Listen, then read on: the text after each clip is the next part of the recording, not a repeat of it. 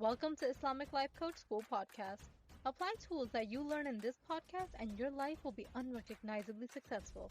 Now your host, Dr. Kamal Akhtar. Hello everyone. Peace and blessings be upon all of you. I've been pondering on this podcast episode topic for a while now, and it took me some time to figure out how I wanted to approach things. To be honest, the idea of it came from a place of annoyance and irritation, and all of it started just as a fleeting thought popped into my head. But as I recommend you guys do the work, I started to do this work on myself, which I frequently do, and I decided to dig deeper and see if there was anything useful in there. So in this episode, I'll share with you why I think this particular thought of annoyance is worth exploring for me, and I will discuss the topic at hand. I frequently find myself correcting and overcorrecting my work to the point of paralyzation, and I started to wonder why that was. So what I'm going to talk about today is going to be a walkthrough of what it looks like when I do my own thought work on myself. So as you can imagine, in my line of work, I come across Muslim women from all different backgrounds. Some of them forgiving and others not so forgiving. Let's say I have a social media post. Then I will have 10 comments on it about how women shouldn't wear nail polish. And I actually agree with that recommendation. I just find it fascinating that when women get fixated on the nail polish, they overlook the message that the post is actually describing. In their effort to make their objections known, let's say about the woman who wears the nail polish, they don't really seem to be paying attention behind what the message of the post is. I honestly didn't think so much about posting the picture of a woman in nail paint. If it was such a big issue for me, I wouldn't have posted it. But mostly, when I'm trying to post on social media, I'm thinking about how much this will benefit the person who reads it. Me in my head is mostly focusing on what's right rather than what's wrong. And this level of fixation about what is wrong about something is actually a very basic evolutionary function of our brain. When our brain shows us what is wrong with what we see, then in the past, it used to help us stay alive by avoiding danger. But these days, none of that actually matters because nothing is actually that wrong to a level that it can keep us alive by keeping us out of the woods and out of the tiger's way. A social media post is not a life and death matter, but our brain still interprets it that way. And some women go out of their way to point out what's wrong with it rather than focusing on what's right. Because our lower brain actually does not know how to tell the difference between something that is actually life-threatening versus something that is only being perceived as life-threatening. So this is where I find myself overcorrecting my work, and a lot of it has to do with my own mind-body dichotomy. In my work, I teach mind management and thought work and something called intrinsic coaching, where women in my program get accustomed to coaching themselves in a situation to respond to it effectively. They can choose their response rather than reacting to a situation if and when they get good at intrinsic coaching. This level of coaching takes monitoring of thoughts, so naturally my teachings become about how to manage your mind. Then flows in my tendency to overcorrect my message. And this, by the way, to me has been a recent realization, because mostly I was doing this subconsciously. Because when Islam teaches mind-body unity, it approaches it in a holistic, collective manner. For example, the spiritual heart is supposed to be the mind, is supposed to be the receptor of thoughts.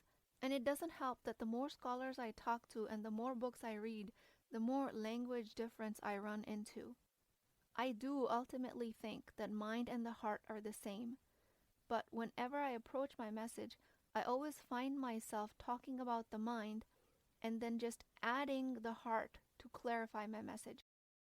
What it has done so far to my work is that it only adds work. It takes away from my message because I lose my focus on what I should be saying. Because at that point, I'm worrying about what people will get fixated on what is wrong with my message. And this, of course, like I mentioned, has been a subconscious baggage that I was carrying around. And once I came to this moment of clarity that this was actually happening, I did my own intrinsic coaching to make my changes. And whenever I do my own coaching or help my clients do their coaching, it is with an end result in mind. End result of where I want to create change. And mostly I want to create change because I want to feel better about the situation. Or maybe because I want to improve my own body of work, or the results I'm creating as a result of my own intellectual property. And the reason I come into conflict is because there are people out there who are adamant about only doing body work, only doing emotional release, only somatic work, only working at the level of the heart. So the gist is basically like this.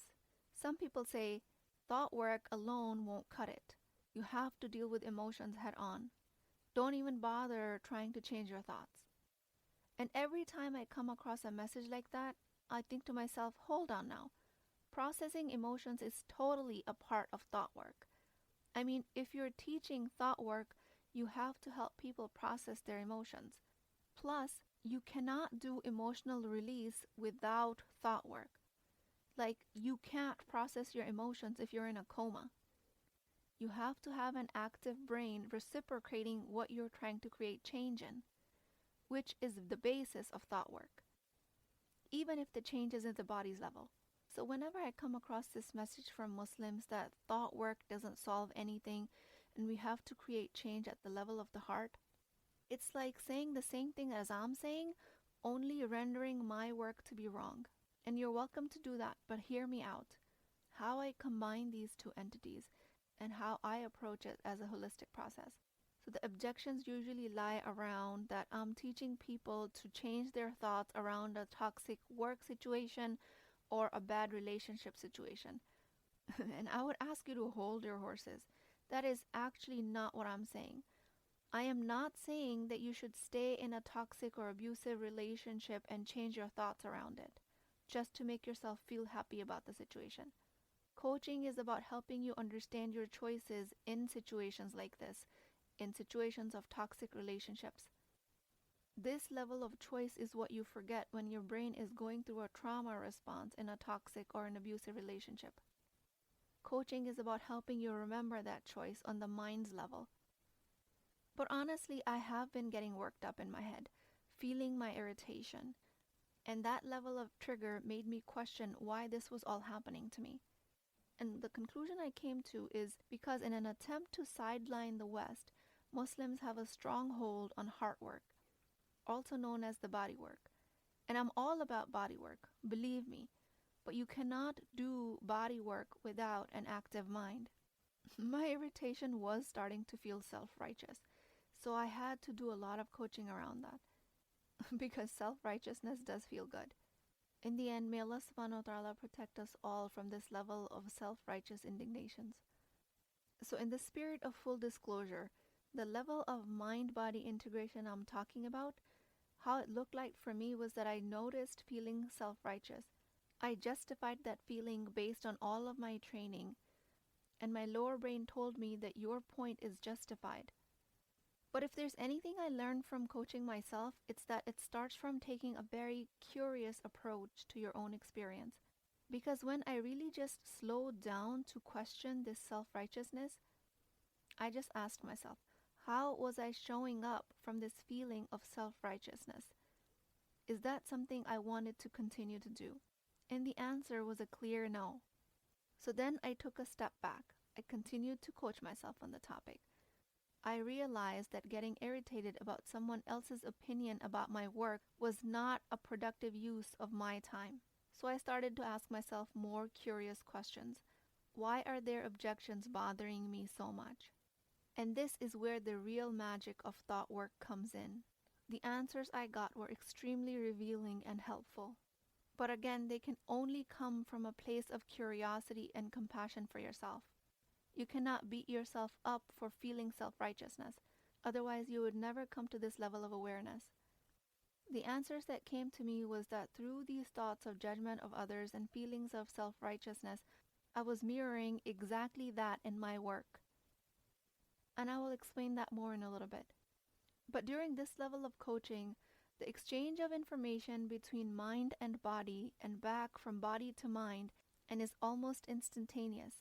We're constantly reading the sensations of our bodies with our subconscious mind and then generating and regenerating more thoughts about it. Only through the process of curiosity and self-compassion do we slow down enough to listen to these cues and to break this cycle. And I invite you to join this level of exploration. I mean, sure, you might come across something that you disagree with and you just move on.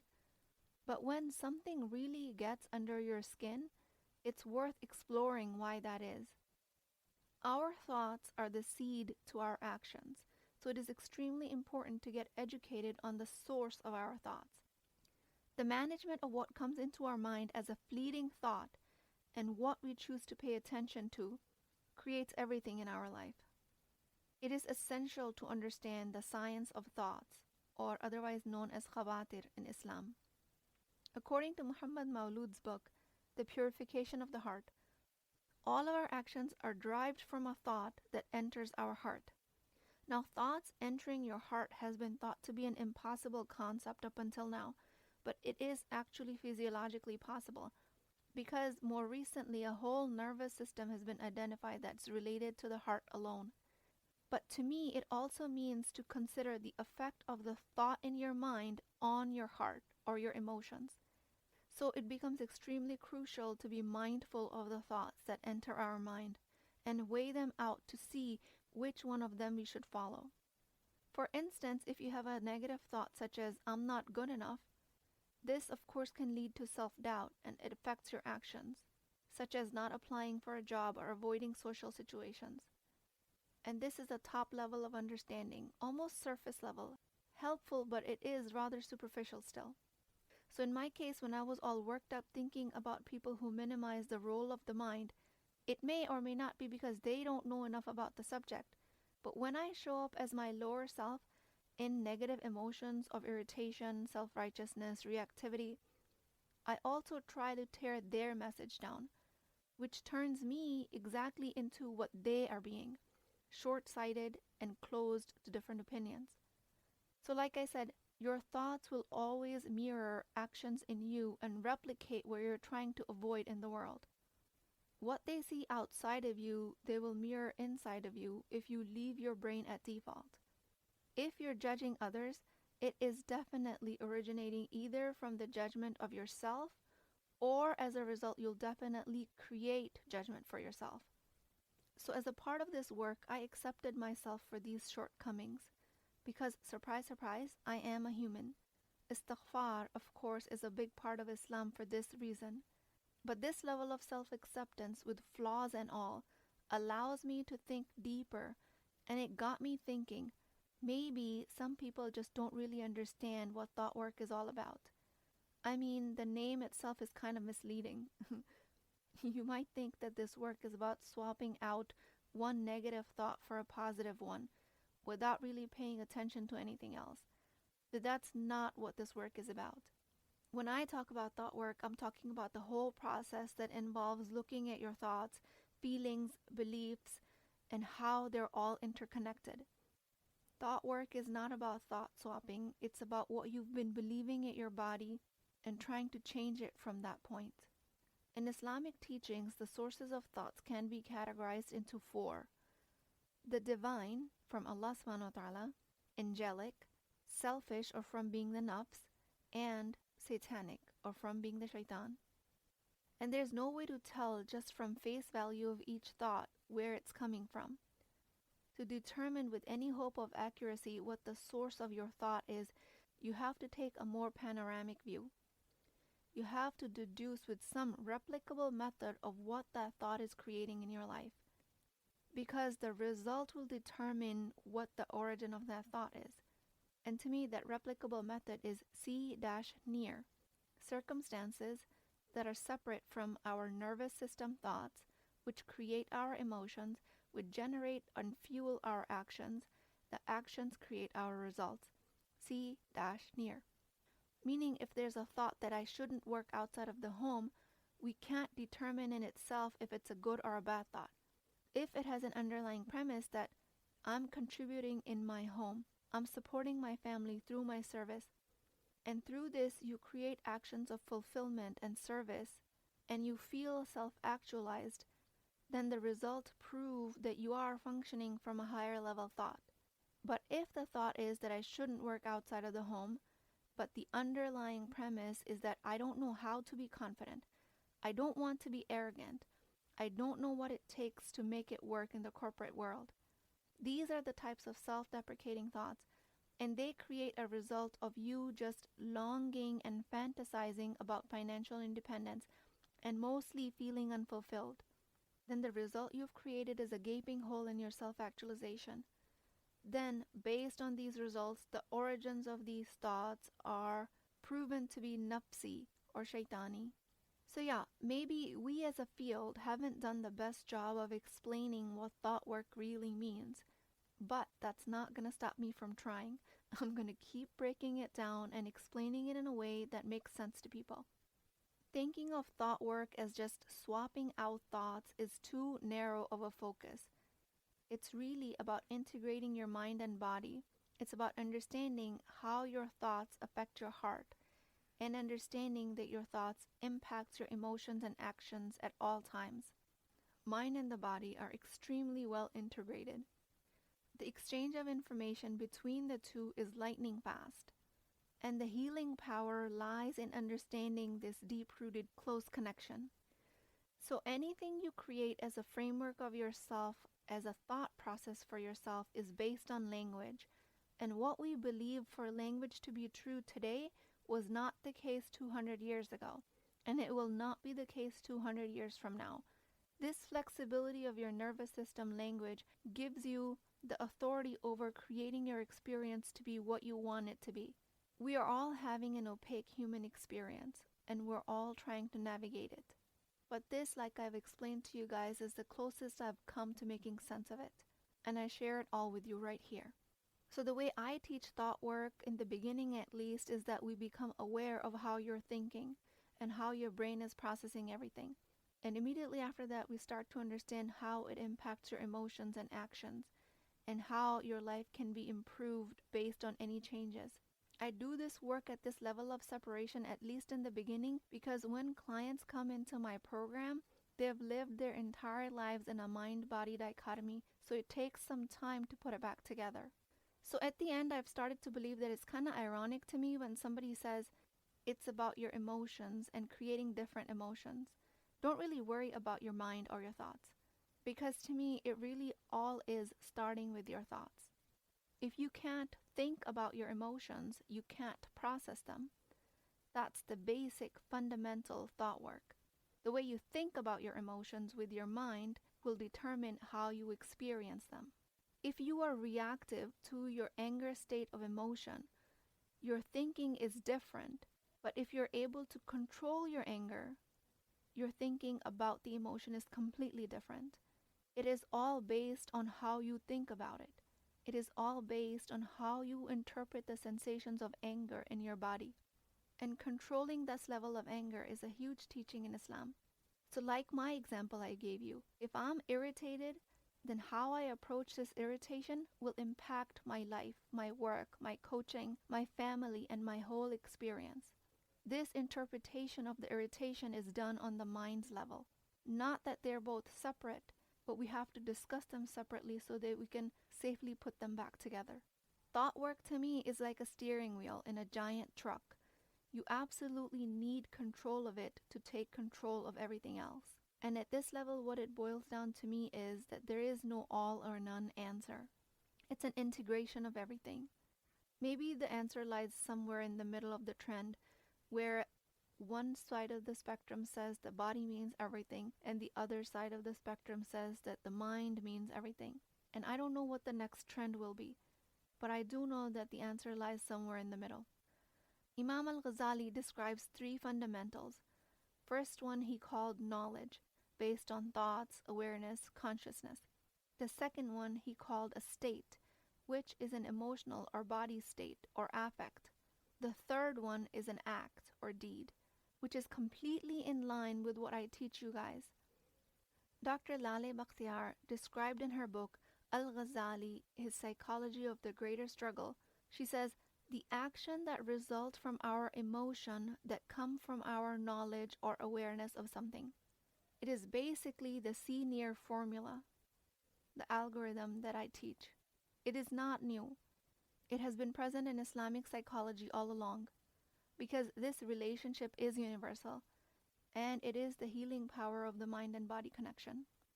With that, I pray to Allah subhanahu wa ta'ala, the most merciful and the most compassionate, that we ask for your protection against the lower thoughts of our nafs and the shaitan.